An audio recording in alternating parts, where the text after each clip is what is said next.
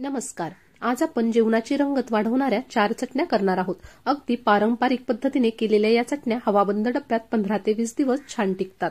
प्रवासासाठी, टिफिनसाठी व रोजच्या आहारात समाविष्ट करण्यासाठी या चटण्या तुम्ही नक्की करून बघा. आपण जवसाच्या चटणीपासून सुरुवात करूया. काही भागात याला आळशी देखील म्हणतात. जवसामध्ये ओमेगा 3 फॅटी ऍसिडचे प्रमाण भरपूर असते. त्यामुळे आपल्या शरीरातील कोलेस्ट्रॉलचे प्रमाण कमी होते व बीपी नॉर्मल राहतो. जवसे रोजच्या आहारात घेतल्याने पचनक्रिया वाढते व भूकही लागते व हाडांची देखील समस्या कमी होतात.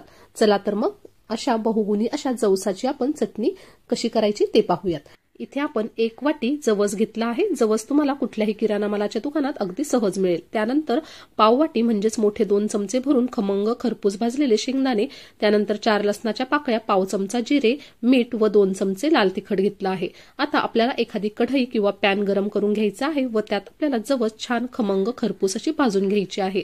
जवस भाजताना गॅस हा मीडियम टू लो ठेवायचा आहे व अगदी छान अशी आपल्याला जवस भाजून घ्यायची आहे. त्यावरच मी इथे 4 लसणाच्या पाकळ्या देखील घालून घेतल्या आहे. आता लसूण देखील आपण जवसासोबत छान असा भाजून घेणार आहोत. लसूण हा भाजल्यामुळे चटणी ही छान अशी 15 ते 20 दिवस टिकते. आता या ठिकाणी तुम्ही बघू शकतात आपले जवस हे तडतडायला लागले आहेत, छान असे उडत आहेत व टम्म फुगले आहेत. तुम्ही आवाज देखील ऐकू शकतात. आता जवस आपले भाजून तयार आहेत. आता एका भांड्यात आपण जवस थंड करण्यासाठी काढून घेणार आहोत. जवस पूर्णपणे थंड झाले की आपल्याला मिक्सरच्या भांड्यात काढून घ्यायचे आहेत. आता या ठिकाणी आपण यात पाव वाटी म्हणजेच 2 मोठे चमचे भरून भाजलेले शेंगदाणे ऍड केले आहेत. पाव चमचा जिरे ऍड केला आहे. त्यानंतर 2 मोठे चमचे भरून लाल तिखट व चवीनुसार मीठ ऍड करायचं आहे व मिक्सरच्या भांड्यात छान अशी ही चटणी फिरवून घ्यायची आहे. इथे बघू शकतात अतिशय छान अशी दाणेदार आपली जवसाची चटणी तयार झाली आहे. यानंतर आपण कारळ्याची चटणी करणार आहोत. काही भागात त्याला खुरसणी देखील म्हणतात. कारळ हे अतिशय पौष्टिक असून वातनाशक आहेत. कारळ्याचे सेवन केल्याने मूतखडा, मूळव्याध यासारख्या आजारांवर देखील लाभ मिळतो. चला तर मग आपण कारळ्याची चटणी कशी करायची ते पाहूयात. यासाठी आपण इथे 1 वाटी कारळ घेतला आहे. अशा प्रकारचं हे कारळ कुठल्याही किराणा मालाच्या दुकानात अगदी सहज मिळतं. त्यानंतर पाव वाटी इथे मी सुकलेलं खोबऱ्याचा कीस घेतला आहे, चवीनुसार मीठ, त्यानंतर 4 ते 5 लसणाच्या पाकळ्या, पाव चमचा जिरे, 4 ते 5 सुकलेल्या लाल मिरच्या व कढीपत्ता.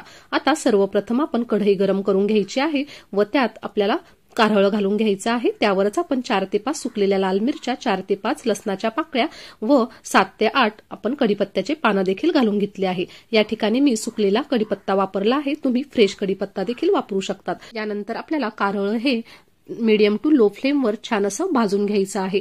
कारळ हे भाजत असताना आपल्याला सतत हलवत राहायचं आहे. कारळ हे लवकर जळू शकतं. अशा प्रकारे तुम्ही इथे बघू शकतात कारळ हे लगेचच उडायला लागतं. आता त्यावर आपण पाव वाटी किसलेल्या खोबऱ्याचा कीस घालून घेतला आहे व पाव चमचा जिरं देखील घालून घेतलं आहे. आता आपल्याला आणखी अर्धा मिनिटभर हे छान असं मंद गॅसवर छान परतून घ्यायचं आहे. इथे बघू शकतात कारळ हे छान टम्म असं फुगलं आहे. आता आपलं हे मिश्रण छान भाजून तयार आहे. आता सर्व मिश्रण आपल्याला थंड करून घ्यायचं आहे. मिश्रण हे थंड झाले की आपण सर्व मिश्रण मिक्सरच्या भांड्यात घालून घेणार आहोत. मिक्सरच्या भांड्यात सर्व मिश्रण घातल्यानंतर यावर आपल्याला चवीनुसार मीठ ऍड करायचं आहे आणि हे मिश्रण आपल्याला छान असं मिक्सरला फिरून घ्यायचं आहे. आता तुम्ही बघू शकता छान अशी आपली कारळ्याची चटणी तयार झाली आहे. अशा प्रकारे अगदी चमचमीत ही कारळ्याची चटणी तयार आहे. इथे बघू शकतात ही चटणी थोडीशी जाडसरच राहते, खूप बारीक होत नाही. अशा प्रकारे ही चटणी आपली तयार होते. यानंतर आपण बघणार आहोत तिळाची चटणी. तिळांमध्ये भरपूर प्रमाणात कॅल्शियम, मॅग्नेशियम हे घटक असतात. हाडांसाठी हे घटक फार उपयोगी असतात. थंडीच्या दिवसात तीळ खाल्ल्याने सांधेदुखीचा त्रास जाणवत नाही. तिळांमध्ये जास्त प्रमाणात फायबर असते, त्यामुळे रोगप्रतिकारशक्ती देखील वाढते. त्यामुळे थंडीच्या दिवसात अतिशय उपयोगी अशी ही तिळाची चटणी आज आपण करणार आहोत. त्यासाठी इथे मी पाव वाटी तीळ घेतले आहे. 2 मोठे चमचे भरून भाजलेले शेंगदाणे, पाव चमचा जिरे, 2 चमचे लाल तिखट व चवीनुसार मीठ. आता सर्वप्रथम आपल्याला एका कढईत तीळ हे छान असे खमंग खरपूस भाजून घ्यायचे आहे. तीळ भाजत असतानाच आपण त्यावर पाव चमचा जिरं देखील घालून घेणार आहोत व आपल्याला तीळ व जिरं हे छान कमी गॅसवर छान खमंग खरपूस भाजून घ्यायचं आहे. आता इथे बघू शकतात तीळ हे छान तडतडायला लागले आहेत व तीळ आपले भाजून तयार आहेत. आता भाजलेले तीळ आपण एका भांड्यात काढून घेणार आहोत व अगदी थंड करून घेणार आहोत. आता थंड झालेले हे तीळ आपण एका मिक्सरच्या भांड्यात घालून घेणार आहोत.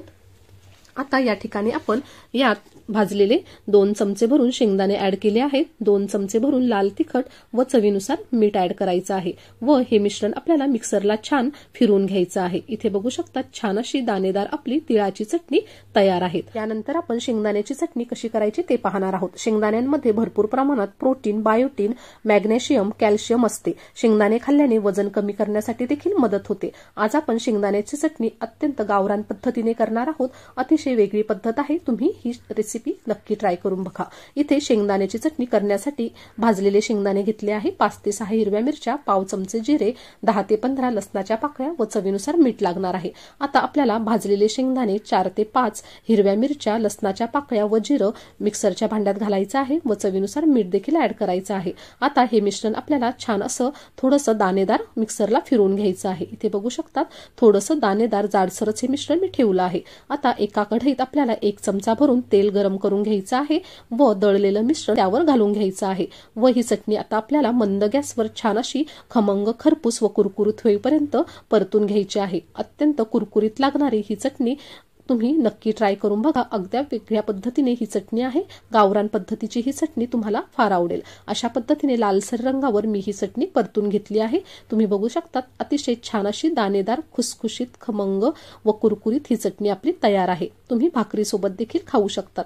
अशा प्रकारे आपल्या सर्व चटण्या इथे तयार झाल्या आहेत। तुम्हाला या चटण्यांच्या रेसिपी कशा वाटल्या मला नक्की लिहून कळवा व रेसिपी आवडली असेल तर चॅनलला नक्की सबस्क्राईब करा। धन्यवाद।